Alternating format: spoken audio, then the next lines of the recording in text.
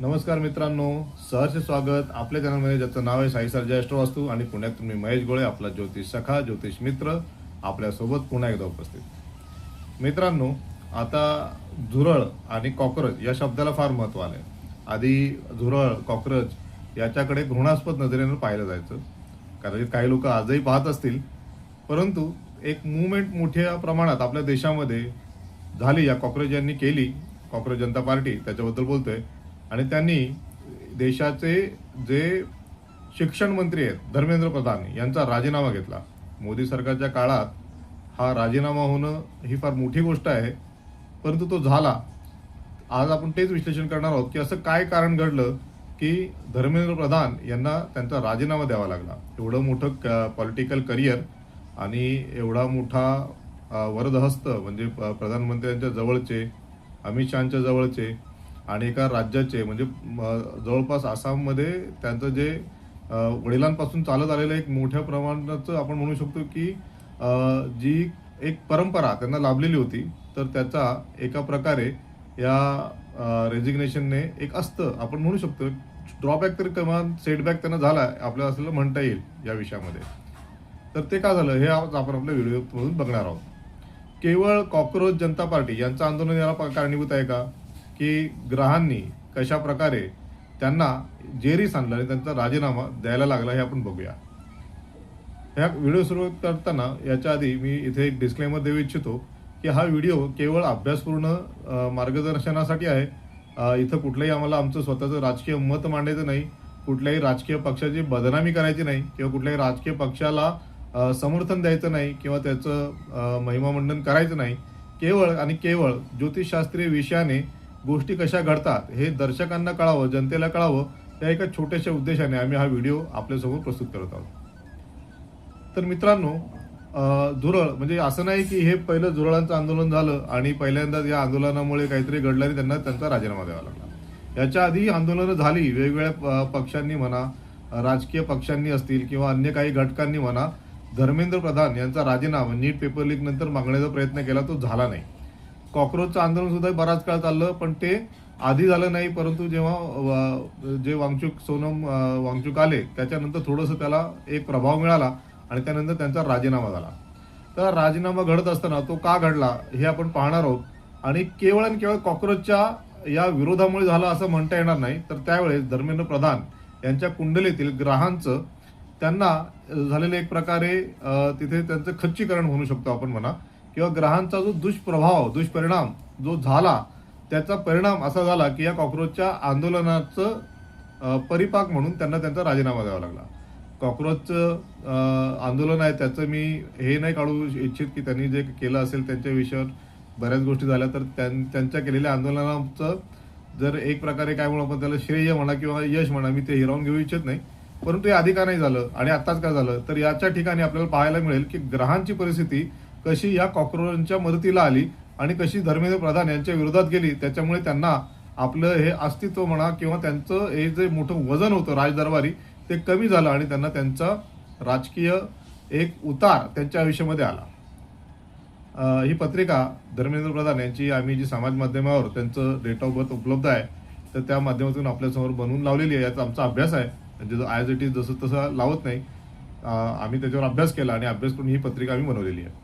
तर या पत्रिकेद्वारे आधीचे काही आपण बघू की कशा प्रकारे ही पत्रिका बरोबर आहे ते आपल्याला आधी ठरवावं लागेल. तर आपण बघू शकता ह्या पत्रिकेमध्ये गुरु आणि केतू हे दोन्ही एकत्र धनभावामध्ये सेकंड हाऊसमध्ये बसले. थर्ड हाऊसमध्ये चंद्र आहे 7 नंबर राशीमध्ये. त्यांचं जे लग्न आहे ते सिंह लग्न, म्हणजे चांगलं आपण म्हणतो ना सिंह एक प्रभावी लग्न, असं प्रभावी सिंहाचं लग्न आहे. आणि स्वयं राशीचे स्वामी लाभ भावात सूर्य महाराज तिथे बसलेले आपल्याला दिसतील. त्याच्यानंतर आपल्याला दिसेल की नवम घरात शनी आणि शुक्र याची युती झालेली आहे. शनी नीच आहेत परंतु शुक्रासोबत आहे, त्यामुळे कुठेतरी शुक्राचं एक पाठबळ त्यांना लाभलेलं आहे. शुक्र हे स्वयं दशम भावाचे स्वामी म्हणजे करिअर भावाचे, तर ते स्वयं स्वामी असून शनीसोबत नवम बसलेले आहेत. दशमचा स्वामी नवम बसणं हे सुद्धा एक प्रकारे राजयोगच आपल्याला म्हणता येईल. बुध महाराज हे दशम बसलेले आहेत, उत्तम आहेत. आपल्याला तिथं देखील एक स्ट्रॉंग असं ते बुध महाराजांचं तिथे उपस्थिती आपल्याला जाणवते. आणि राहू हे अष्टम केतू स्वाभाविक सेकंड हाऊसमध्ये, राहू अष्टम येणं स्वाभाविक. तर अशा प्रकारे केतू राहूची पोझिशन ही अशी कुंडली आपल्या समोर येते.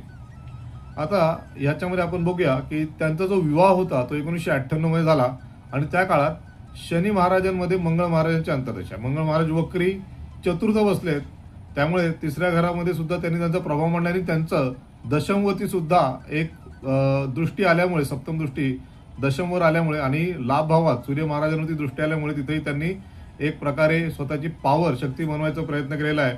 आणि मंगळ स्वयं वक्री असल्यामुळे शक्तिशाली आहेत. त्यामुळे कुठेतरी दशम म्हणजे करिअरच्या भावाला, आणि दशम भाव हेच पुन्हा राजकीय विषयासाठी आपण बघतो, तर तिथं सुद्धा त्यांना हे बळ बुध आणि मंगळ यांच्या समोरासमोर असल्यामुळे ते आपल्याला तिथं दिसून येतं. तर 1998 मध्ये शनी महाराजांमध्ये मंगळ महाराजांची जी दशा अंतर्दशा आहे त्या काळात त्यांचं लग्न झालं. आपण बघू शकता की शनी महाराज हे सप्तम भावचे स्वामी आहेत आणि त्यामुळे, आणि मंगळ महाराज चतुर्थ असल्यामुळे त्यांची चतुर्थ दृष्टी ही सप्तम भावावर पडलेली आहे, म्हणजे विवाहाच्या भावावर. त्यामुळे दशांतरदशेमुळे आपण बघू शकता की त्यांचा विवाह त्या काळी तिथे संपन्न झाला. त्यानंतर त्यांनी प्रथम राजकीय क्षेत्रामध्ये म्हणजे पहिलं जे त्यांना यश प्राप्त झालं ते 2000 ते 2004 या काळात. तर हा काळ जो होता तो शनी महाराजांमध्ये गुरु महाराजांचा काळ होता. आता गुरु महाराज द्वितीय बसलेत, त्यांची दृष्टी नवम दृष्टी दशम भावावर आली आहे. शनी शुक्रासोबत, शुक्र स्वयं दशमचे स्वामी, त्यामुळे त्या युतीचं फळ आणि शनीची स्वयं दशम दृष्टी ही 6व्या घरावर येऊन पडली आहे, जे घर कॉम्पिटिशनचं मानलं जातं आणि जिथे विजय प्राप्त करण्यासाठी जो स्वामी आहे त्याची मदत इथं झाली. त्यामुळे तिथून त्यांना पहिल्यांदा ते विजय त्यांनी प्राप्त केला आणि कुठे ना कुठे राजकीय क्षेत्रामध्ये त्यांचं अस्तित्व स्वतःचं निर्माण झालं. त्यानंतर 2004 ते 2014 हा पूर्ण काळ, 2014 पासून ते पूर्ण काळ पुढचा 2000 आतापर्यंतचा त्यांनी वेगवेगळ्या स्वरूपामध्ये केंद्रात राज्यात अशा वेगवेगळ्या राजकीय भूमिका बजावल्या. नेहमीच ते कुठे ना कुठे आमदार खासदार म्हणून तिथे नित्य आपल्याला संसदेत दिसत होते. तर हे कशामुळे झालं, तर दशम बसलेल्या बुध महाराजांची जी महादशा आहे या महादशेमुळे त्यांना हे मोठं यश प्राप्त झालं. मी जसं सुरुवातीला म्हटलं की बुध महाराज अत्यंत प्रभावी, त्यामुळे त्यांना हे यश एवढ्या मोठ्या प्रमाणावर मिळालं. हा झाला त्यांच्या आधीच्या गोष्टींचा अभ्यास. आता आपण बघू जे मूळ कारण की कुठल्या ग्रहांच्या योगामुळे या झुरळांच्या आंदोलनामुळे झुरळ भारी पडले त्यांच्यावरती, तर त्याचं कारण काय. तर जी दशा आपल्याला दिसेल ती केतू महाराजांची महादशा सुरू झालेली आहे आणि या केतू महाराजांच्या महादशेमध्ये शनी महाराजांची अंतर्दशा, आणि ज्या दिवशी त्यांचा राजीनामा झाला तो 25 जुलैचा दिवस, तर ते आपण या कुंडलीचं आपण बघू शकतो इथं लावलेलं आहे आम्ही. शनीमध्ये पुन्हा केतू हे कॉम्बिनेशन जेव्हा आलं, केतू द्वितीय बसलेत, त्यांची नवम दृष्टी दशम भावावरती आली आहे.